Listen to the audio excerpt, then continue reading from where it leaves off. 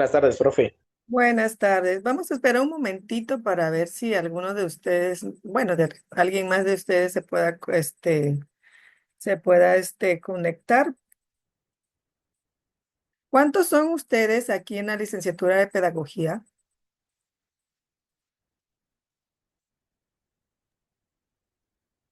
Desconocemos el número. Ok, pero normalmente Pero ¿cuántos se conectan? en como unos 6, maestra. Ah, ok. Perfecto, entonces.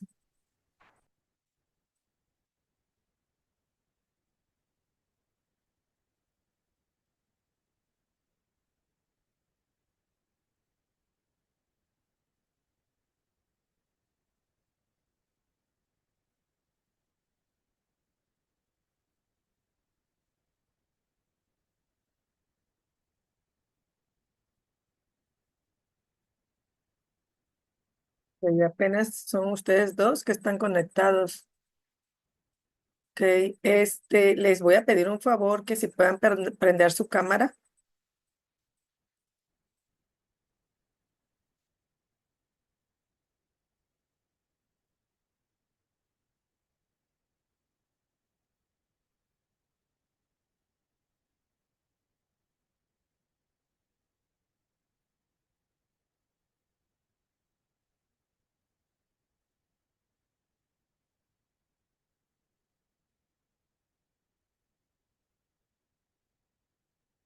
Gracias, maestra Gabriela. Los demás que estén conectados, necesito que prendan su cámara.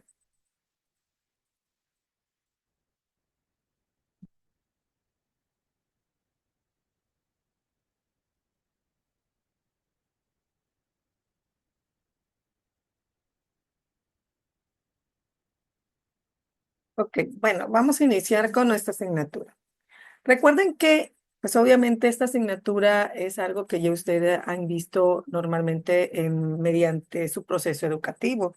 Si hablamos de la historia de la educación de México, ¿esto qué les genera a ustedes? ¿Por qué cree que en pedagogía esta asignatura es importante?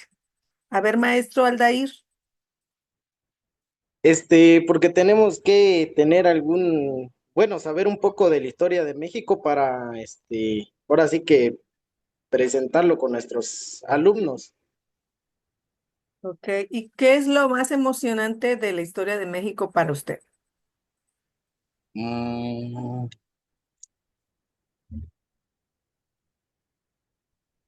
Ay, profe, la verdad no sé. Hay que leer un poquito más. Recuerden que es importante que ustedes vean las bibliografías, porque precisamente es para que ustedes tengan un poquito más de conocimiento. Y aparte de la historia de México, desde pequeños nos la han contado, ¿sí? Desde que iniciamos, desde la época colonial, la revolucionaria, la independencia, hasta la actual. ¿Y por qué es importante para nosotros? Precisamente porque esto va de generación a generación. Entonces, ¿cómo han ido cambiando desde una época de los mayas hasta la época actual? Obviamente todo va a ir haciendo un proceso. Vamos evolucionando, sí, pero vamos perdiendo costumbres que actualmente queremos de nuevo volverlas a tener, como son los nuevos idiomas, como son los idiomas que se fueron perdiendo, que actualmente en varias, estados, en varios, si hablamos de, por ejemplo, un municipio, Tabasco, mediante un estado donde hablaba, Yocotán y se empezó a poner nada más el lenguaje español, entonces quieren otra vez tener que esa parte, esas poblaciones no vayan perdiendo su costumbre.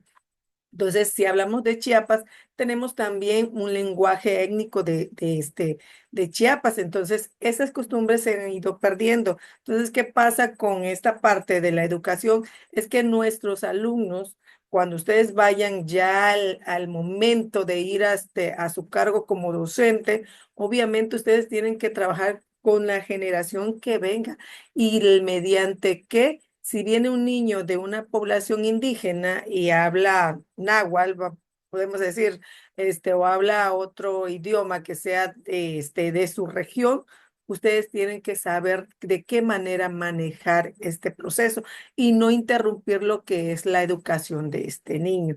Entonces, por eso es importante que vayamos nosotros aprendiendo todo esto mediante esta licenciatura para que ustedes cuando vayan en este proceso de ejercer como maestro, pues ya ustedes tienen un poquito más de conocimiento. ¿Ok? Bueno, lo importante aquí de nuestra asignatura también es que ustedes me platiquen cómo han ido trabajando con los demás maestros, cuáles son las actividades que más se les ha complicado y cuáles son las actividades que realmente a lo mejor ustedes se les sirve o se les dificulta menos. Yo les puse dos actividades. Pero quiero que ustedes me digan más o menos qué actividades han ido haciendo en sus diferentes asignaturas. No sé cuántas asignaturas han tenido o si es su primera asignatura conmigo. Ok, bueno, yo comento. ¿Sí? Para mí, más que el tipo de actividad que nos manden a realizar, son los términos que utilizan. ¿Por qué? Porque pues algunos venimos de no estudiar de un largo tiempo o algunos, hay términos que realmente no conocemos. Entonces, eso sí como que nos confunde un poco y al menos en mi caso, sinceramente yo tengo que investigar mucho los diferentes términos que utilizan para poder pues llevar a cabo lo que es la actividad, porque hay algunos conceptos que yo no entiendo, entonces yo digo, bueno, como en la primera actividad que usted puso, hay quizás algunos términos que yo no desconozco, pero pues hasta ahorita pues ahí está, pero yo sé que si lo indago, pues ya me voy a dar una idea de qué es lo que tengo que realizar, o sea, qué actividad está pidiendo realmente. Entonces, no tanto la tarea, la complejidad de la actividad que nos manda a hacer, sino los términos es un poco que nos confunde. Y hemos trabajado en hacer videos y creo que a la mayoría me incluyo el hecho de participar así frente a una cámara, desenvolvernos más que nada, es un poco difícil, pero pues bueno, estamos aquí para eso, ¿verdad? Para irnos abriendo camino en esto y perder pues ciertos miedos. Aquí estamos para eso, ¿no? Sí, en lo personal es lo que más se me complica, Ok, pero pues ahí muy bien, maestra. Maestra, y ajá, siga adelante. sí, o sea, nada más es eso, los términos. Y Ok, pues desenvolvernos. sí, está muy bien, maestra. Maestra Erika, ¿usted se le ha complicado algo durante las asignaturas que han llevado en su licenciatura? Hola, muy buenas tardes. Buenas. Pues, sobre todo, bueno, como tal, se me ha complicado, pero en cuestión de tiempos, porque trabajo, entonces es por eso que a veces se me complica un poquito y como últimamente lo que sí se me ha complicado son los videos, porque sí nos han Ujú. dejado dos, tres videos porque pues puedo hacer el trabajo en conforme me dan mis tiempos, pero ya al momento de grabarme, pues sí se graba uno y otra vez, Ujú. y es lo que hasta ahorita más se me ha complicado, y pues diría a mi compañera, en cuanto a términos y todo, pues uno va investigando, porque pues al ser una clase en línea, pues sí sabemos o tenemos claro que pues las dudas que nos van surgiendo, pues las tratamos de comentar en clase, pero pues si no nos da tiempo, pues ya lo tiene uno que investigar. Sí, por eso es importante que despejemos esas dudas cuando tengamos estas dos sesiones.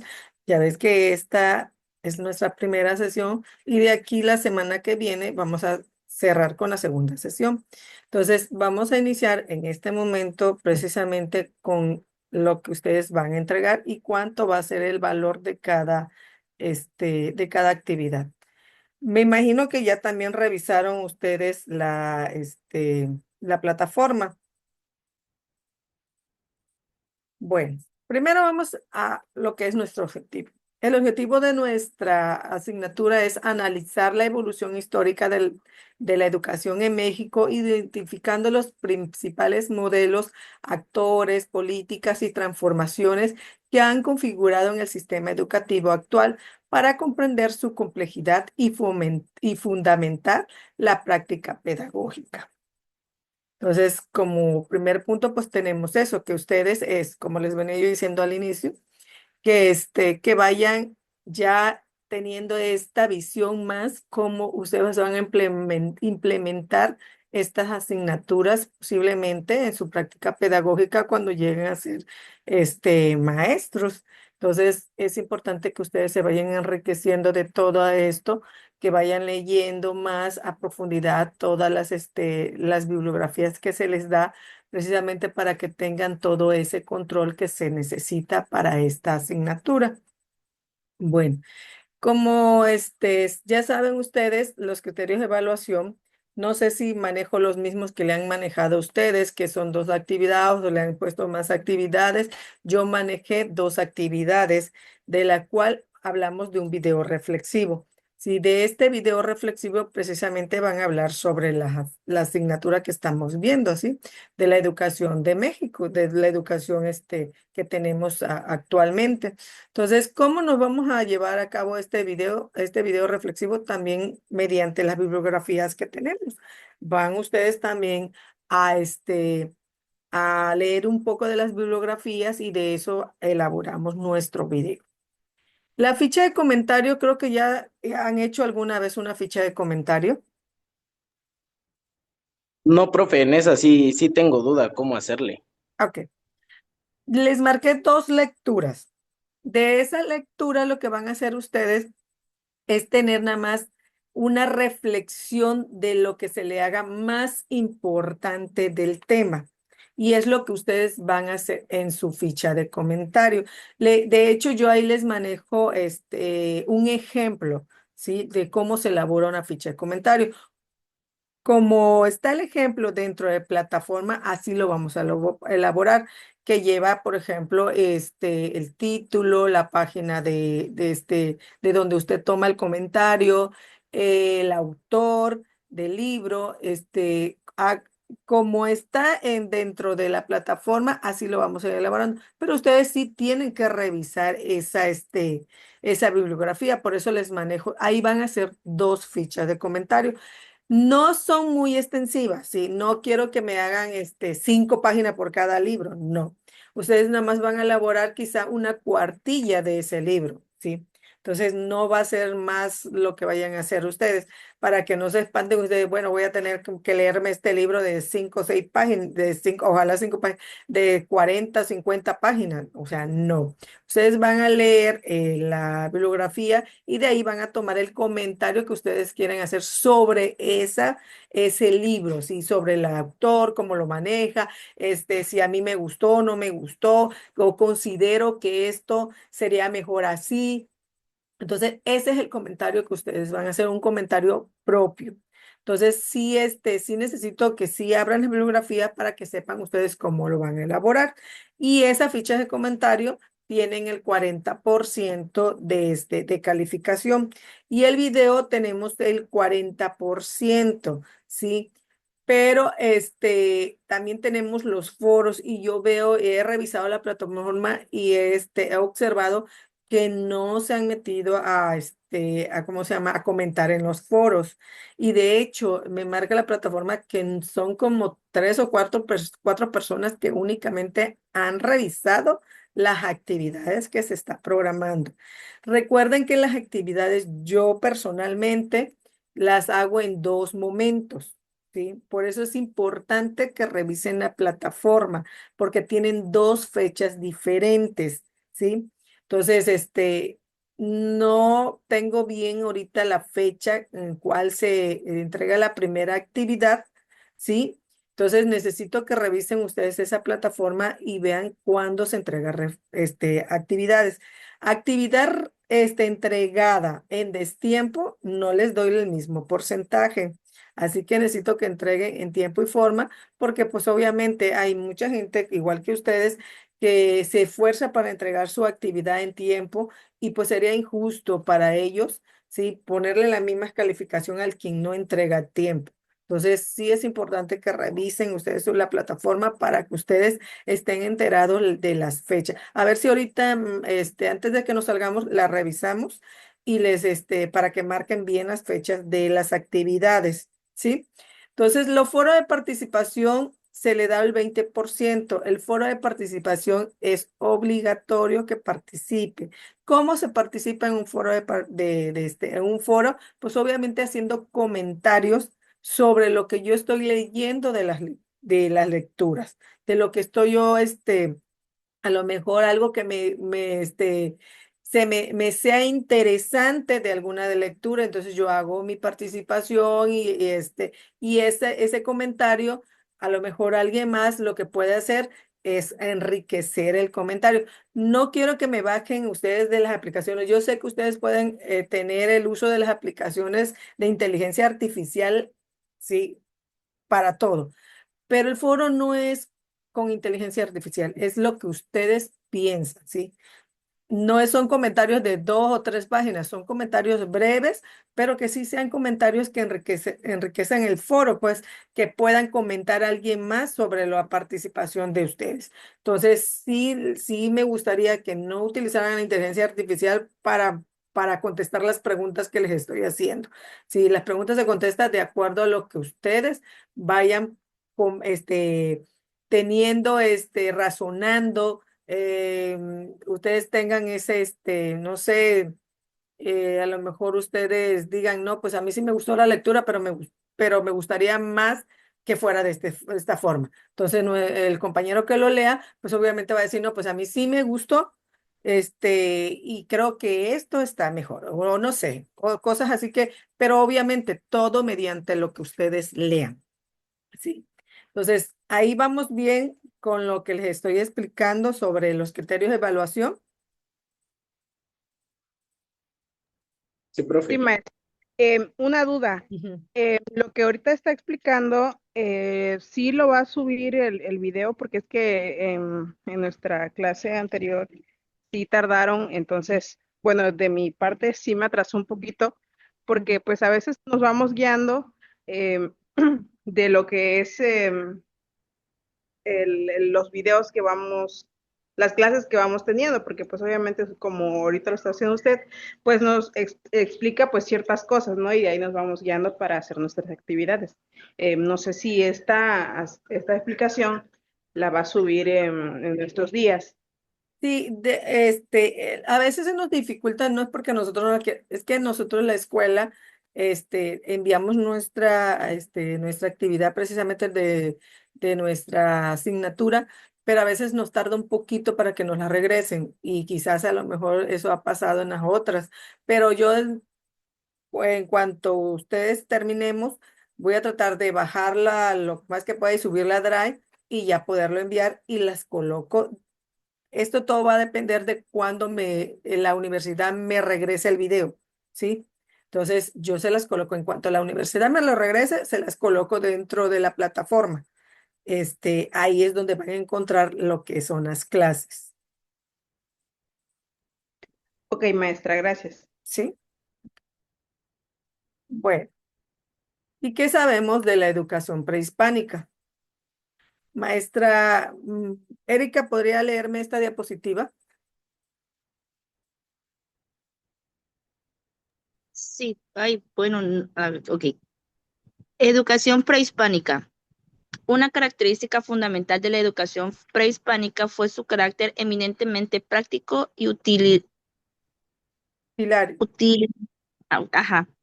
Los jóvenes eran formados para desempeñar los roles que les correspondían dentro de su comunidad, ya fuera en la agricultura, la artesanía, el comercio, la guerra o las actividades religiosas y de gobierno. La transmisión de conocimientos se realizaba principalmente a través de la oralidad, la observación y la práctica, con la participación activa de los miembros más experimentados de la sociedad, como padres, ancianos, sacerdotes y maestros especializados.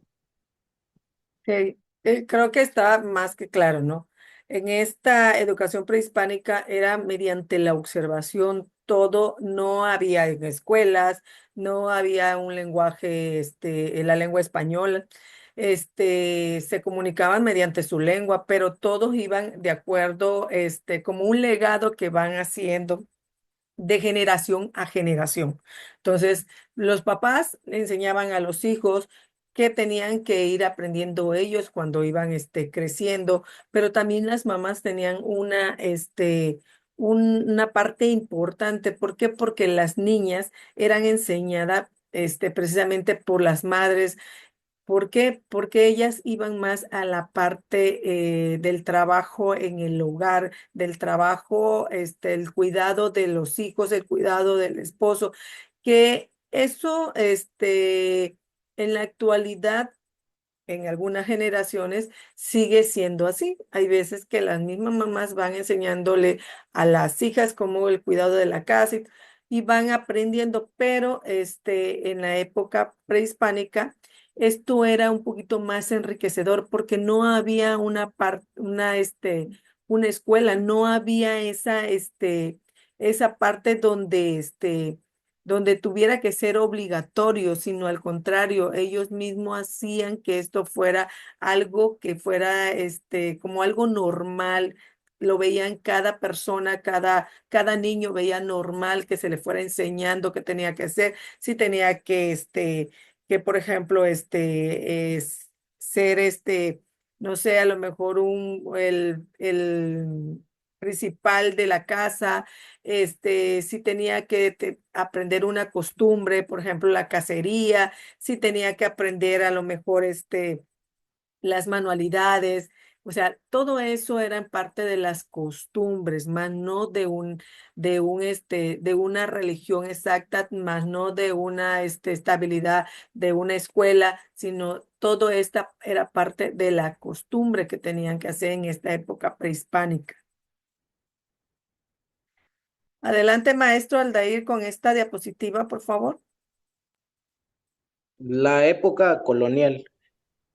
Eh, Inicialmente, creo que dice ahí, maestro, Sí, sí, la educación estuvo fuertemente ligada a la labor misional de las órdenes religiosas, principalmente franciscanos, dominicanos y agustinos. Su principal objetivo era la conversión al catolicismo sí, de los indígenas, para lo cual se le enseñaba la doctrina cristiana, a menudo a través de métodos visuales y la memorización de catecismos en sus propias lenguas. Se fundaron escuelas y colegios anexos a los conventos, donde también se impartían rudimentos de lectura y escritura en español, así como algunos oficios.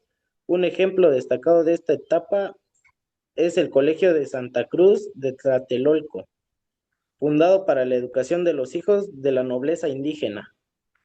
En esta época colonial, fíjense cómo fue cambiando todo esto. Cuando, pues obviamente nuestra tierra ya fue hallada de los españoles, nos cambian totalmente todo, ¿sí? Y nos vuelven a la imagen de ellos, ¿sí? Ellos proveen todo lo que es su cultura, pero quitan la cultura de nosotros, ¿sí? ¿Y qué pasa con ellos y qué pasa con nosotros en esos momentos? Que desgraciadamente ellos se hacen reyes, virreyes y gente de la nobleza, pero nosotros ellos al ver que nosotros éramos una zona vulnerable, se aprovechan, ¿sí? De esta parte de la parte de la gente indígena, ¿sí? Aprovechándose, eliminando su cultura, eliminando su lengua, eliminando inclusive su forma de vestir, ¿sí? Y ellos empiezan a meterle lo que es el lenguaje español, pero limitan a la parte indígena a tener esta parte de también de ser como ellos. Limitan mucho en esto que inclusive la parte esta parte de los indígenas, ¿qué pasaba con ellos? Que ellos no podían mezclarse con la gente que venía de alto rango, como en esa época eran los españoles, ¿sí? Entonces, ellos lo que fueron escaseando, se fueron escaseando, fueron de sus medios de sobrevivencia y tuvieron que aprender a sobrevivir como hacían en esta parte de la época colonial, como ellos empezaron a traer todo esto hacia lo que es nuestro estado, ¿cómo se llama? Nuestro continente, ¿sí? Entonces, muchas veces perdimos, bueno, más bien se perdió muchas cosas, pero igual se ganaron otras. ¿Por qué? Porque se fue haciendo un poquito más esta parte de ir teniendo un poquito a lo mejor las costumbres diferentes, ¿sí? El lenguaje, la lengua española. Sin embargo, ahora actualmente, ¿qué es lo que quiere esta parte de nuestra nacionalidad? Por ejemplo, México, rescatar todas esas costumbres que se fueron perdiendo, sí, rescatar las lenguas que se fueron perdiendo, sí, rescatar muchas formas, hasta inclusive hay vestimentas en diferente parte de nuestro país que se fueron perdiendo y son vestimentas que son muy valoradas. ¿Por qué? Porque no cualquiera hace el uso de esas vestimentas de una forma formal, sino a veces las hacen de manera, a lo mejor ya hasta inclusive son vendidas dentro de los extranjeros y son mejor pagadas que aquí. Pero sí hay cosas que sí nosotros tenemos que recuperar, pero también saber de cómo se fueron perdiendo esas costumbres. A lo mejor en su momento ustedes, sus papás, le han, a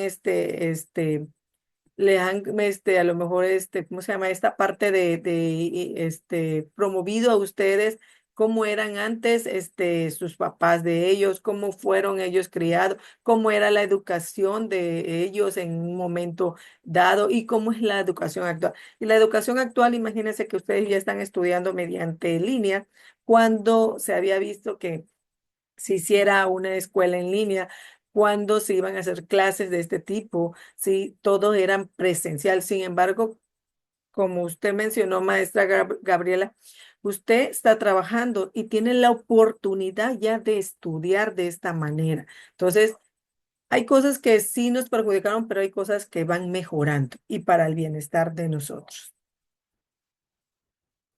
¿Vamos bien por ahí, maestros? Sí, profe. Ok.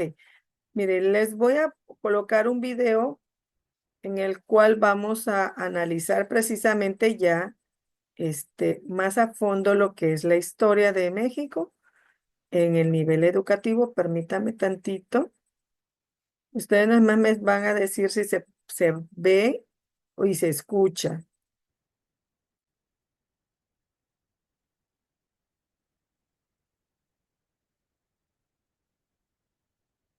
¿Sí se puede ver ahí?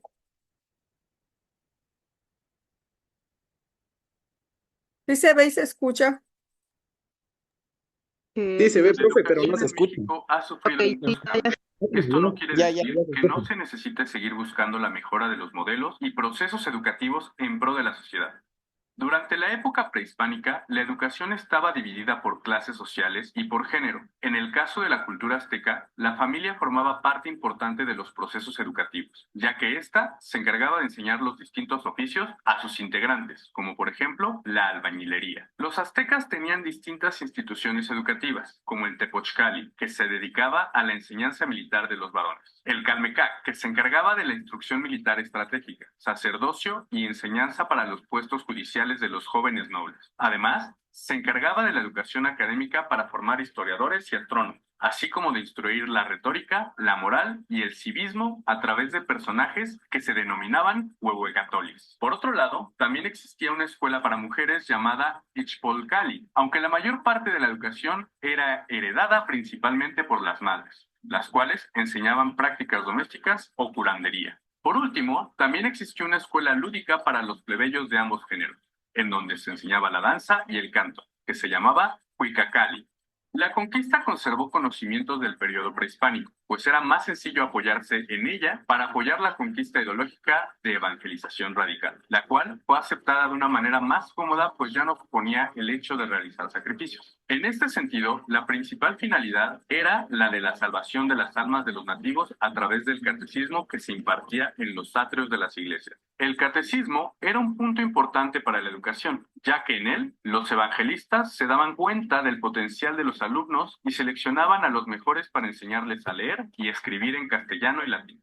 Por otro lado, la educación de la nueva religión cristiana siguió fomentando la división entre género, clase y en este punto también la raza. Sin embargo, los evangelistas franciscanos comenzaron a crear escuelas improvisadas a un lado de las iglesias impartiendo latín, teología y retórica, para formar nativos cristianos que ayudaran en los procesos de evangelización. Además, se comenzaron a impartir clases de artesanías con el objetivo de crear piezas religiosas icónicas del cristianismo. A mediados del siglo XVI, tras aumentar el mestizaje, empieza a tomar forma la escuela tradicional, aún con carga religiosa, lo que hace que la educación se tenga que segmentar en términos étnicos. Sin embargo, el propósito era el de adoctrinar a los estudiantes y la legitimización del dominio español a través de la enseñanza del idioma castellano e instruyéndolos en los nuevos oficios europeos, como cultivar y criar plantas y animales que no eran propios de la región. Por otro lado, los jesuitas se dedicaron a crear escuelas para indígenas, criollos y mestizos, en donde se enseñaba la lectura, escritura, danza, música, teatro y muchos oficios, y por supuesto la doctrina cristiana. Es aquí cuando se funda la Real y Pontífica Universidad de México, en donde se imparten las áreas de medicina, las artes, leyes, teología y filosofía, aunque seguía siendo únicamente para varones. La Ilustración llegó de manera tardía a México y de manera católica, menos científica y menos laica. Sin embargo, la educación se vuelve más experimental, con la característica de que se enseñaban los autores modernos de la época, por lo que los jesuitas son expulsados de los quehaceres educativos y las escuelas que habían creado fueron tomadas por el gobierno, creando así un conflicto entre Iglesia y Estado. En este sentido, es durante el periodo borbónico que se propone una mayor participación del gobierno en la educación y al mismo tiempo la reducción de la influencia de la Iglesia en el proceso educativo. En este tiempo se crean las academias vinculadas a criollos, los cuales se caracterizaban por la colaboración de hombres con intereses disciplinarios, como la cirugía y la botánica, con el objetivo de pasar de oficios a profesiones. Es aquí cuando se crea la Academia de San Carlos, en donde se enseña el arte y la arquitectura, geometría y aritmética, y el Colegio de Minería, enseñando minería y química. Durante la Ilustración se fomenta la creación de nuevas academias a cargo de los ayuntamientos, obligados por la Constitución de Cádiz. Durante el periodo de independencia, la educación sufre un retroceso debido a la guerra, la cual trae un grave deterioro de las instituciones prácticas y educativas, dando lugar a que se remuevan los modelos educativos vigentes y se adopten nuevos modelos educativos. Sin embargo, la inestabilidad del país, el ambiente antiespañol y la pobreza no dieron oportunidad para que se llevaran a cabo estos nuevos modelos. A pesar del ambiente bélico, se crea la Compañía Lancasteriana, la cual enseñaba oficios. Además, se implementa el Colegio Militar, el cual produce médicos e ingenieros en masa. Por otro lado, se suprimen las universidades pontíficas y se impone la universidad profesional, con el fin de dar una nueva vida a la educación. En este sentido, el gobierno de Maximiliano intentó traer la modernización al ámbito educativo, dándole preeminencia social al docente y tratando de hacer obligatoria la escuela primaria. Por otro lado, la influencia francesa llega a través del positivismo, el cual propone erradicar las creencias religiosas en la educación e imponer la ciencia. En este sentido, el positivismo no busca un conflicto con la Iglesia, sino que busca despolitizar el conflicto entre liberales y católicos de la época. En este periodo positivista se fomenta la creación de escuelas profesionales independientes y se propone que la educación sea responsabilidad del Estado, dándole mayor atención y peso a la escuela preparatoria e impulsando la educación primaria. El periodo porfirista trajo la modernización social y educativa a México, fomentando el aumento de las nuevas normales para la formación profesional docente. Además, durante este periodo se busca la homogenización de la escuela primaria de manera laica, sin conflicto con la Iglesia, y se promueve la creación de escuelas públicas, aceptando la participación de escuelas privadas. En este mismo sentido, se busca mejorar la infraestructura y los materiales para la educación, por lo que se crea la primera Secretaría de Instrucción Pública con Justo Sierra Alfredo, fomentando la educación moral, estética, física, de oficio y el nacionalismo. Las propuestas educativas del Porfiriato fueron, en primer lugar, darle prioridad a la escuela primaria en lugar de la superior, ya que se necesitaba atacar el problema de analfabetización de raíz. Y en segundo lugar, se buscaba mejorar las condiciones para la sociedad a través de la educación. Por lo tanto, se crean escuelas técnicas modernas y agrícolas, además de fundar la Universidad Nacional de México, con el objetivo de avanzar a la par del mundo teniendo una universidad moderna. Durante el periodo revolucionario, los revolucionarios de la época como Pancho Villa, Madero y los zapatistas tenían el deseo de universalizar la oferta educativa. Sin embargo, la educación se vio interrumpida y tuvo que ser modificada y reducida por la situación bélica que el país atravesaba, derivada de los ideales de libertad y lucha contra la desigualdad social. En este sentido, la nación demandaba 3 reclamos fundamentales. Número 1, la democracia, derivada del tiempo que estuvo Porfirio Díaz en el poder. En segundo lugar, el reparto de tierras, ya que aunque México era un país muy amplio, la tierra pertenecía a unos cuantos. Y por último, se demandaban derechos laborales para los trabajadores, pues la industrialización había llegado al país y se necesitaba proteger al trabajador durante sus labores para evitar la explotación. En este tercer reclamo se incluía la labor docente, de lo cual se derivaba la demanda de educación con el artículo 3º de la Constitución de 1916. Evidencia de la prioridad bélica que se tenía en aquellos tiempos, el gobierno de Victoriano Huerta destinó casi todo el presupuesto a la parte militar, por lo que las zonas en guerra se vieron afectadas en educación, causando que muchos profesores se afiliaran a la lucha como ideólogos y periodistas revolucionarios. Aunque Victoriano Huerta tenía un gabinete muy bien preparado, no se hicieron muchos cambios en la educación, pero sí se terminó con el positivismo, aboliendo los programas de estudio y textos positivistas con la ayuda del Ateneo de la Juventud, y sobre todo por la participación del entonces secretario de Educación, Nemesio García Naranjo. Por último, los aspectos más relevantes del periodo revolucionario fueron: número 1, que se militarizara la escuela preparatoria con el objetivo de preparar a los jóvenes para la guerra contra Estados Unidos. Y número 2, que al final de la revolución el Congreso Constituyente le diera prioridad al artículo 3º, dando como resultado que la educación fuera laica, obligatoria y gratuita, concediendo al Estado el papel de rector de la educación en lugar de la Iglesia.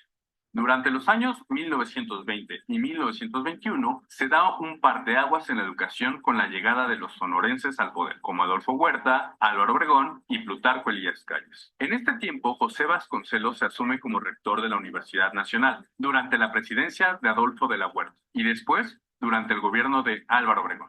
Diseña la Secretaría de Educación Pública, fundándola en 1921. Vasconcelos crea 4 áreas fundamentales de la SEP con el objetivo de darle al país una nueva identidad que le dijera al mundo que México tenía mucho que ofrecer a través del arte y el progreso. Las áreas eran: número 1, el área escolar, encargada de los aspectos instructivos. 2, el área de las bibliotecas, inaugurando bibliotecas por todo el país, inclusive de manera móvil. Número 3, el proyecto de cultura y arte, ya que Vasconcelos pensaba que no existía educación sin arte, por lo que el proyecto buscaba involucrar a los jóvenes. Y por último, la educación indígena, tratando de unificar a los ciudadanos a través de la educación igualitaria para todos. Sin embargo, el programa no pudo tener continuidad, ya que cuando Plutarco Elías Calles llegó al poder, no congeniaba con las ideas culturalistas de Vasconcelos, por lo que centró sus esfuerzos en implementar una educación técnica en materia agrícola, sin fanatismos religiosos y con educación cívica, vinculando la educación con el trabajo de manera pragmática. Esto dio como resultado un nuevo conflicto,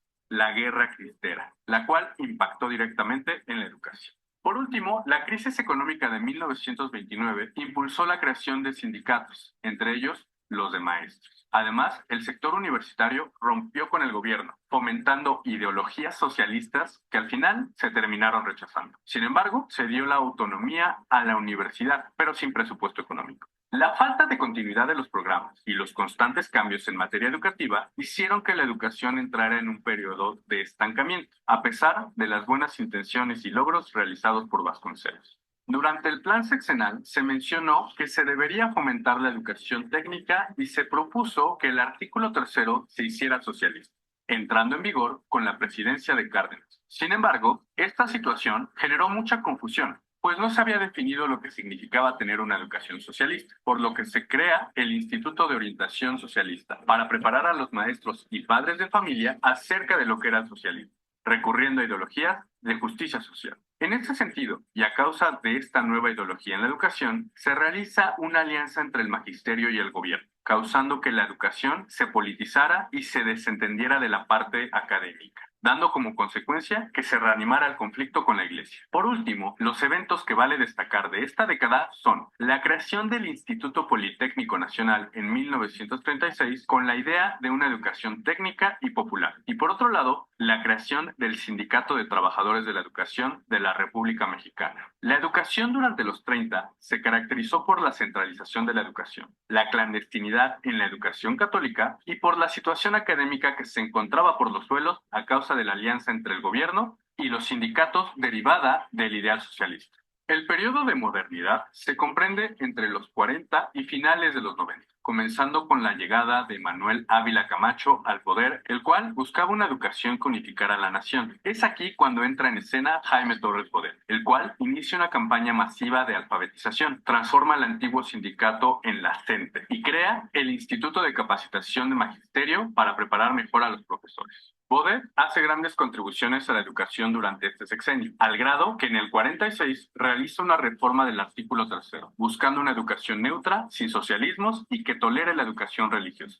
Durante el periodo del presidente Miguel Alemán, se buscó modernizar a la educación y vincularla con el incremento económico y los procesos de industrialización del país, por lo que surgió la idea de la construcción de ciudad universitaria. Sin embargo, el crecimiento demográfico rebasó la oferta educativa, afectando la calidad de la misma, por lo que los esfuerzos de modernización se vieron reducidos. Por otro lado, durante el periodo del presidente Ruiz Cortines, lo más importante fue que se burocratizara la educación, sin tener mayor relevancia. No obstante, al terminar este sexenio e iniciar el del presidente Adolfo López Mateos, se inicia toda una revolución positiva en el aspecto académico, pues el presidente vuelve a llamar a Torres Bodet como secretario de Educación y se diseña el Plan de 11 años, que buscaba acabar con el rezago educativo por el crecimiento demográfico, por lo que se hace una alianza con la CENTE. Sin embargo, esta alianza trajo consigo corrupción al sindicato, por lo que a finales del sexenio se demandan mejoras sindicales. Por otro lado, Bodet sigue trabajando en la mejora de la educación, diseñando los libros de texto gratuitos, los cuales fueron un éxito para la educación, por lo que cabe mencionar que su política educativa de textos gratuitos sigue vigente hasta la fecha. Desafortunadamente, durante el periodo del presidente Gustavo Díaz Ordaz, se vive el autoritarismo y los estudiantes universitarios se levantan inconformes, causando represión y muerte en la comunidad estudiantil, lo cual trae un profundo resentimiento social hacia el Estado. Tristemente, la tendencia a la baja de la educación continúa durante el gobierno de Luis Echevarría Álvarez, pues el aumento demográfico continúa gracias a las mejoras en el sector salud, dando como consecuencia que al aumentar la matrícula decrezca la calidad educativa. Por otro lado, el país comienza a integrarse gracias a las telecomunicaciones y se vuelve un país industrializado, lo que exige la preparación técnica para cumplir las necesidades que México requiere, por lo que se toma la decisión de dividir los libros de texto en áreas. Ya para el sexenio de López Portillo, la reforma educativa se basa en la mejora del magisterio y se eleva a un rango de universidad la carrera magisterial. Sin embargo, se presenta la crisis económica a causa del petróleo y se derrumba el presupuesto educativo. Durante el sexenio de Carlos Salinas de Gortari, se buscó una reforma política que limitara al centro por su falta de lealtad durante las elecciones presidenciales, por lo que Manuel Bartlett, entonces secretario de Educación, reduce el poder al centro. Por último, el presidente Ernesto Zedillo propone la escuela digna, buscando mejorar la calidad educativa y del magisterio, además de buscar consolidar la cultura a través del Consejo Nacional para la Cultura y las Artes. En definitiva, el periodo de la modernidad fue una época plagada de corrupción e intereses políticos, en donde se burocratizó la educación y se formaron sindicatos que formaron alianzas con el Estado, lo que trajo que se perdiera la calidad educativa. Sin embargo, también trajo propuestas educativas interesantes y positivas, como la política educativa de Jaime Torres Bodet, que en muchos sentidos sigue siendo de utilidad en la actualidad. Los retos a los que nos enfrentamos actualmente son muchos, incluidos la mejora de la calidad educativa, la integración de la tecnología a la educación a través de las TIC y las TAC, la politización y corrupción de la educación, la deserción escolar, la falta de recursos e infraestructura en las comunidades alejadas de las grandes ciudades, la falta de interés y alcance de los estudios universitarios, el bajo nivel académico, la unificación del problema de cantidad versus calidad, etcétera. Por lo que es necesario buscar y recordar aquellas tendencias positivas que impactaron de manera favorable en la sociedad y adaptarlas a la época actual de manera responsable y funcional al contexto mexicano, buscando integrar valores morales en la educación que ayuden a la integración de todas las comunidades del país con un pensamiento responsable y de crecimiento nacional, con el objetivo de mejorar la situación actual del país a través de la educación por y para el bien de los mexicanos.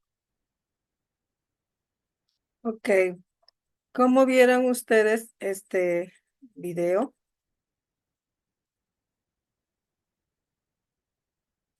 Todo individuo tiene derecho a recibir educación. Señala. Pues desde mi punto de vista, interesante porque nos va mostrando lo que ha sido la evolución durante todo este tiempo. Bueno, de eso se trata, yo creo, pues nuestra existencia, ¿no? Ir evolucionando mediante el conocimiento, ¿verdad? Y el buen uso de los recursos pues que se van dando, ¿no?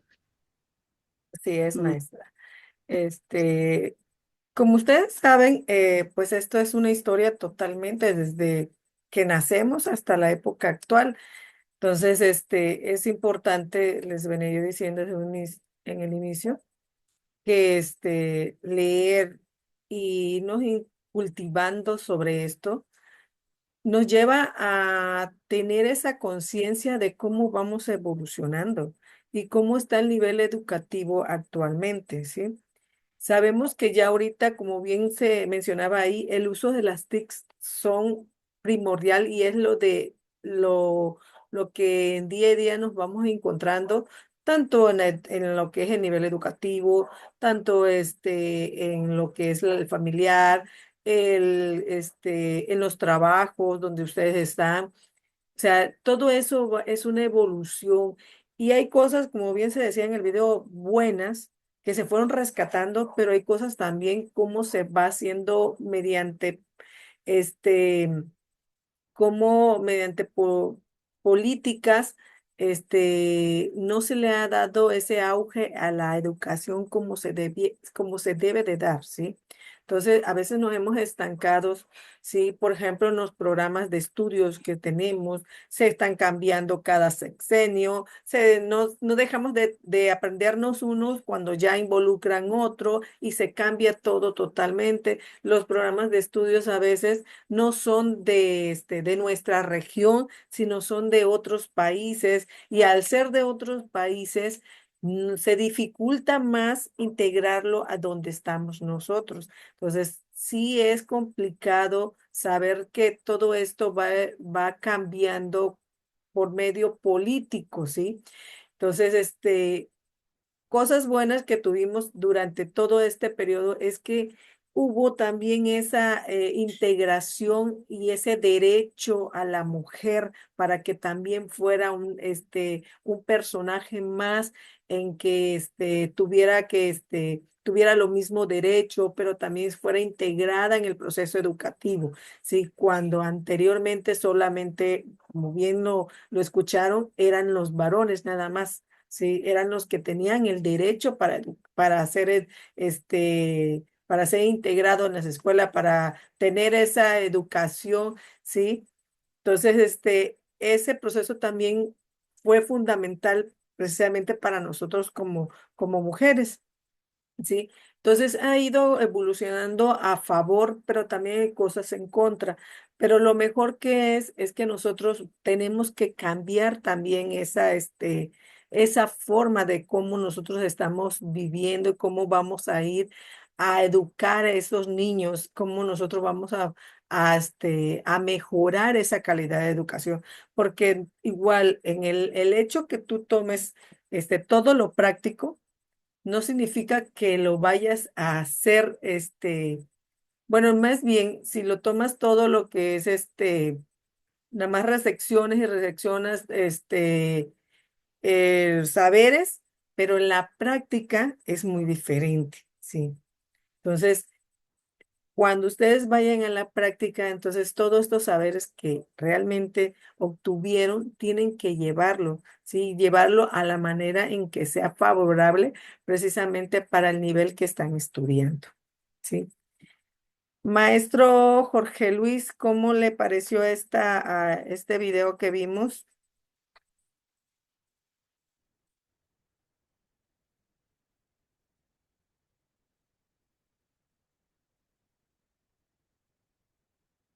Ok. Me gustaría que utilizara su micrófono para opinar, maestro. Ah, ok, ya entendí. Sí, está en horario laboral, está escuchando nada más la clase. Ok, maestro Aldair. Pues profe, así como dice usted que ha tenido ahora sí que en lo bueno y lo malo, pero digo yo que fue más en lo, bueno, ahorita como estamos ya en lo nuevo, en lo anterior sí siento que fue un poco malo porque no le daban la prioridad pues a las mujeres de aprender, siempre las excluían. Pero pero bueno, eso fue ahora sí que en su momento, así fueron las leyes y eso fue lo que me pareció más Ok, importante. maestra. Ok. Maestra Erika.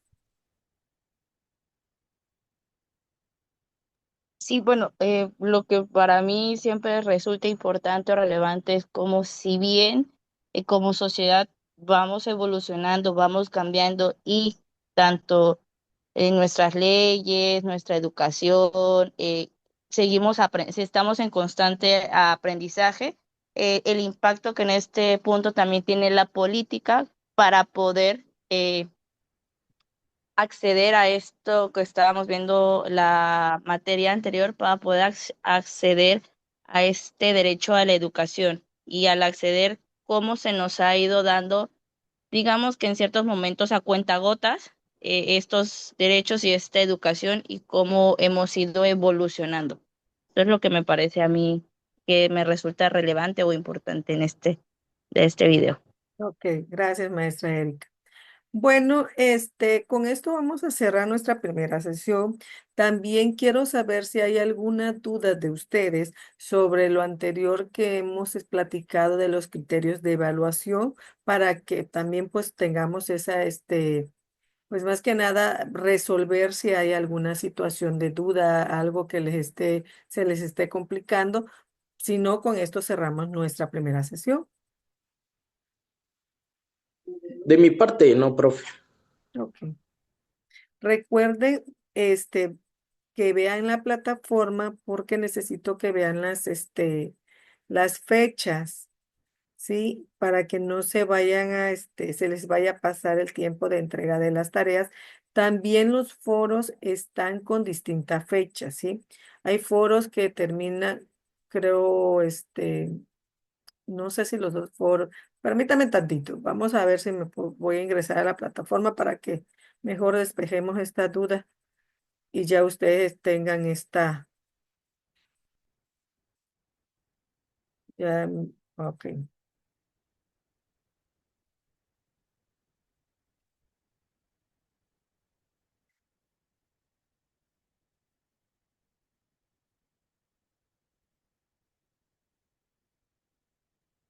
ok. ¿Se ve? ¿Sí se alcanza a ver? Sí, maestra. Ok. Esto es lo que aparece en su plataforma, ¿sí? Aquí está la planeación de la materia, pero lo importante aquí es que ustedes vean las fechas de las cuales, que las fechas de las actividades.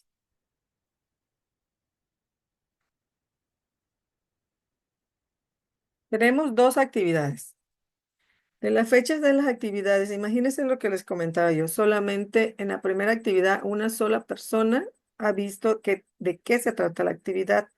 Entonces, esta fecha es la que ustedes tienen que ver, ¿sí? Hasta cuándo tienen abierta la plataforma. ¿Sí? El día 22 se cierra la primera actividad y la segunda vamos a terminarla el día 29 de mayo. ¿Por qué se las hago en dos sesiones? porque para mí es importante revisarle con tiempo y ustedes a lo mejor puedan corregir su actividad si las tienen si no han cumplido con los criterios que se manejan. Entonces yo les doy una retroalimentación dentro de la plataforma y les indico que su actividad cumple con lo que se está evaluando dentro de esta actividad. Tiene no sé, el 40%, pero si alguno de ustedes no cumple con el criterio y tiene el 20%, entonces ustedes pueden cambiar, a lo mejor decir, maestra, ¿sabe qué? Yo quiero ganarme el 30% o el 40% de esta actividad, puedo corregir. Entonces, para ustedes es más importante eso de que ustedes estén pendientes cuando se cierra esta actividad, porque así ustedes podrán ganar el 100%, que es el 10 en esta asignatura. ¿Sí? Entonces, si ustedes, como les comentaba al inicio, si ustedes me entregan en destiempo, pues obviamente no van a ganar el 10 aquí, sino van a ganar a lo mejor si entregan las dos actividades, pero si están en destiempo, pues obviamente se puede ser de un 9 o un 8, dependiendo de cómo ustedes también se organicen y cómo elaboren sus actividades. Los foros también tienen la fecha de inicio. Este foro, por ejemplo, se cierra. Ok, permita. Se mantiene abierto hasta el 28, ¿sí? Y el segundo foro, yo creo que los dejé los dos hasta el 28.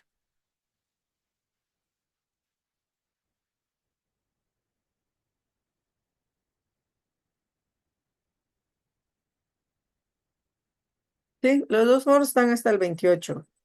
Pero sí hagan su comentario, jóvenes, porque sí es importante que ustedes, pues obviamente los foros también tienen un porcentaje, como lo vimos hace rato. Entonces, si ustedes no realizan esa participación en foro, pues obviamente no les puedo dar el porcentaje que llevan los foros. Por ahí tenemos ya aclarado las dudas de esta asignatura. ¿Hay alguna otra, jóvenes?